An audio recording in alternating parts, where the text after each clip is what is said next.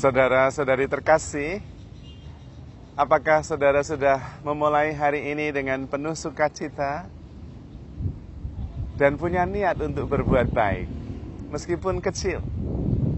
Semoga Tuhan memberkati niat baik saudara. Pertama-tama saya ingin mengucapkan selamat hari kasih sayang. Happy Valentine Day. Setuju atau tidak setuju, kasih sayang itu pantas kita rayakan. Karena memang kita jati dirinya itu kasih. Kita diciptakan oleh Tuhan yang adalah kasih. Dan kita diciptakan serupa dan segambar dengan Allah sendiri yang adalah kasih itu. Manusia itu sendiri sudah menakjubkan. Dan karena itu pantas dirayakan. Mengenai sejarahnya tidak penting. Kita tidak terikat pada masa lalu. Tetapi kita menyadari bahwa kasih sayang itu penting sekali. Dan itu yang membuat hidup ini menjadi lebih hidup. Itulah yang memotivasi kehidupan kita. Kasih sayang. Dan menurut saya kasih sayang adalah anugerah terbesar dari Tuhan. Karena kasih sayang itu membuat kita menjadi manusiawi, bahkan kemudian menjadi ilahi. Kalau manusia tanpa kasih sayang, dia sama saja dengan binatang. Hanya mengikuti insting saja. Maka yang membedakan manusia dengan binatang ya kasih sayangnya itu. Dalam bahasa kitab suci, digerakkan oleh belas kasih. Motivasinya belas kasih. Maka penting bahwa kita tidak pernah menyerah untuk memperhatikan dan mengasihi. Yang seringkali terjadi kenapa relasi itu gagal, itu karena kurang memahami siapa diri kita yang sebenarnya. Bahwa memang berbeda pendapat, itu wajar. Dan seharusnya berpikir sederhana, berbeda pendapat sudah, itu hal yang wajar, kita tidak perlu menambahi, memikirkan terlalu jauh. Yang sering terjadi adalah karena beda pendapat, maka kemudian saya tidak suka. Nah, itu sudah terlalu jauh. Beda pendapat dengan tidak suka tidak ada hubungannya. Bisa beda pendapat dan tetap saling mengasihi. Itu bisa, tidak masalah. Justru seperti itu. Dan itu yang terjadi dengan laki-laki dan perempuan. Bukan hanya beda fisiknya, pendapatnya juga beda. Cara berpikir laki-laki beda, cara berpikir wanita beda. Dan tidak harus kemudian tidak suka. Nah, berpikir sederhana. Berbeda pendapat, oke, wajar. Dan jangan kemudian mempengaruhi sikap dan tindakan selanjutnya. Kenapa relasi seringkali gagal? Karena tidak mengenal dan membatasi diri. Tidak mengenal dirinya adalah kasih itu sendiri. Tidak mengenal bahwa kita ini masing-masing unik. Kalau unik itu ya berbeda. Nah kalau berbeda itu ya biasa. Jangan kemudian berbeda terus musuh, itu terlalu jauh. Berbeda terus tidak suka, itu terlalu jauh. Berbeda terus tidak berkomunikasi, nah itu terlalu jauh. Menurut saya itu yang membuat relasi ini gagal. Karena ketika berbeda, kemudian kita merasa tidak suka. Nah, keliru. Berbeda itu memang berbeda, tidak ada yang sama. Bahkan satu pun tidak ada yang sama di dunia ini. Kembar pun beda. Saya ini kembar, tapi ya beda dengan saudara kembar saya. Ya enggak apa-apa, apakah kalau saya berbeda terus saya tidak mencintainya? Nah, yang sering terjadi adalah tidak mampu mengenali diri kita sendiri yang adalah kasih, yang adalah unik dan karena itu berbeda.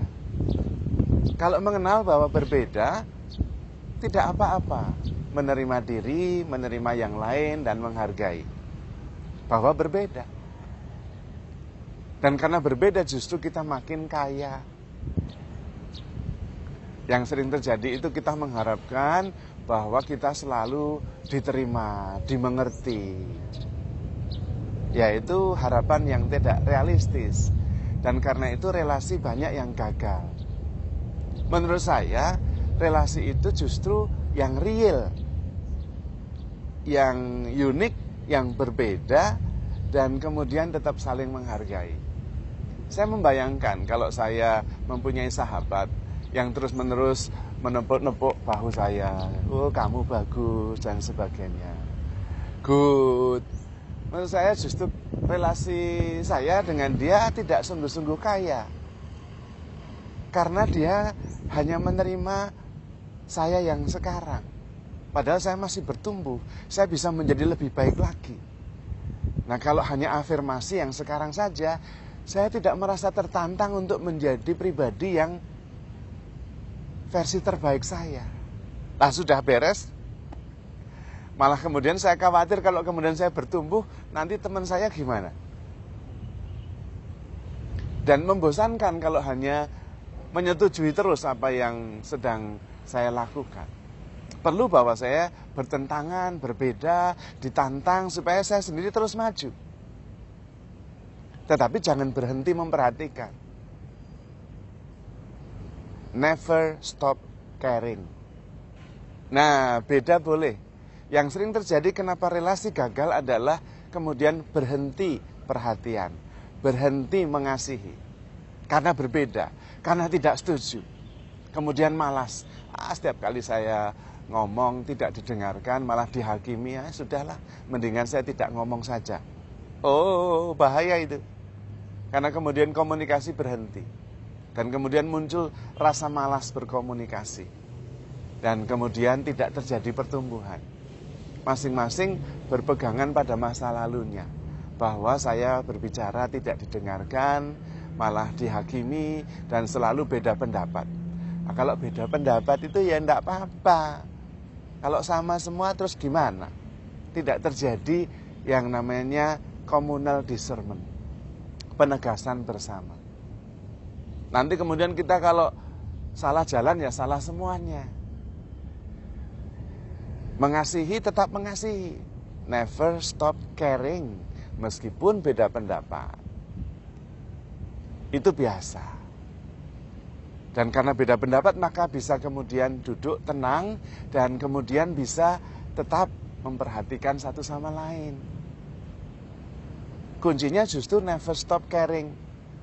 Kendati beda pendapat, kendati kadang-kadang malas, kendati kadang-kadang tidak nyaman, never stop caring.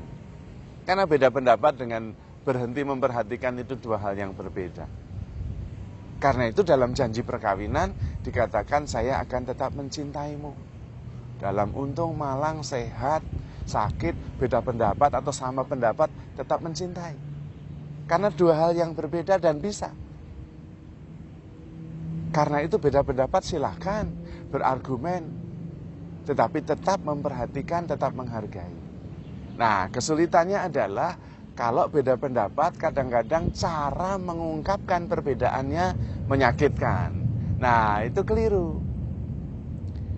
Saya pernah kok mendengar seorang suami yang menasihati istrinya dengan sangat lembut dan baik hati, tegas. Sudah, jangan marah-marah, jangan sakit hati, jangan terlalu keras, nanti kamu dikira ngebosi. Nah, itu beda pendapat, tapi diungkapkan dengan tenang, dengan rileks, dan istrinya bisa menerima. Justru malah itu yang penting. Jangan sama terus, tapi cara mengungkapkannya harus tetap penuh perhatian, penuh cinta, digerakkan oleh belas kasih, dan never stop caring. Maka mari kita terbiasa dengan beda pendapat. Tapi saya bisa mengerti, beda pendapat itu tidak nyaman. Yang sering terjadi justru terlalu jauh. Beda pendapat lalu berarti musuh. Beda pendapat berarti tidak sayang lagi. Nah, itu terlalu jauh. Padahal beda pendapat ya memang harus. Lah unik kok berbeda. Kalau sama gimana? Enggak bisa juga. Setiap kepala itu punya pendapatnya masing-masing. Dan karena itu justru kehidupan kita menjadi kaya. Berbeda pendapat itu wajar karena kita unik tetapi sama-sama dikasihi Allah, sama-sama diberi bekal untuk mampu mengasihi yang berbeda itu. Maka never stop caring, keep loving, happy in loving. Kendati berbeda, kendati tidak mudah, kendati membutuhkan pengorbanan. Kalau sampai memang tidak bisa mencapai satu kesepakatan, be silent and keep loving, because you are loved. Tuhan memberkati.